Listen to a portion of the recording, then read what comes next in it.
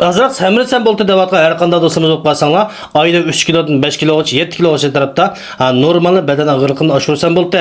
Tinim bek ojiz, o'roq, odatda shuncha quvvatli yemaklarni iste'mol qilma. Odatda kishilarga qaraganda shuncha mo'l quvvatli yemaklarni iste'mol qilib baqdim. Shuncha mo'l bo'lgan oqsillarni iste'mol qilib baqdim. Samirtish mahsulotlarini iste'mol qilib baqdim, lekin badan og'irligimda 1 kilo o'zgarish bo'lmadi, unumini ko'ramadim. Yegan non foyda qilmayapti. Yeganim chiroyim faqat chiqmayapti.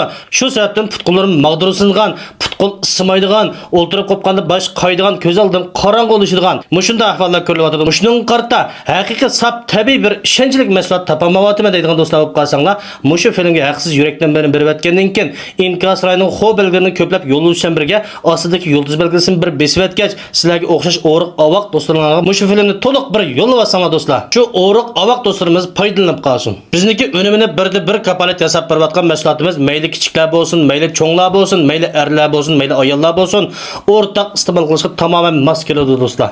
Hech qanday ximiylik, hormonlik tarkibi yo'q.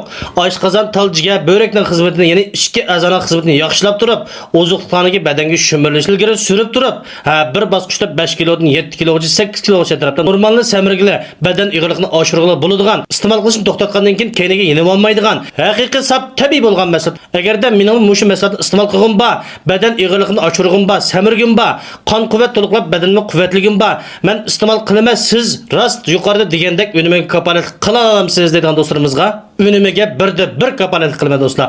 Mushu mazmunni saqlab, agarda men degandek unimni ko'ranmay qolsanglar, pulinglar %100 to'liq qaytariladi. Mening barliq filmlarimni ko'rib chiqsanglar bo'ladi. 3 yil bo'ldi unimiga bir kapolat qilyapmiz do'stlar.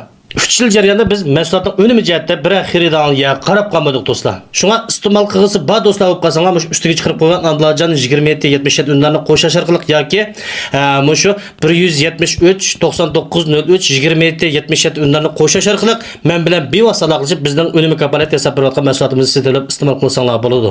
Yana deb qo'y, bizning mahsulot unumi bir kapolat do'stlar. Avval iste'mol qilinglar, undan keyin baho beringlar. Mahsulotlarimizni iste'mol qilib baqqan do'stlar bo'lib qolsanglar, mushu ostidagi inkas rayoniga bizning mahsulot unumi qandaroq ekan bir yezib qo'yinglar.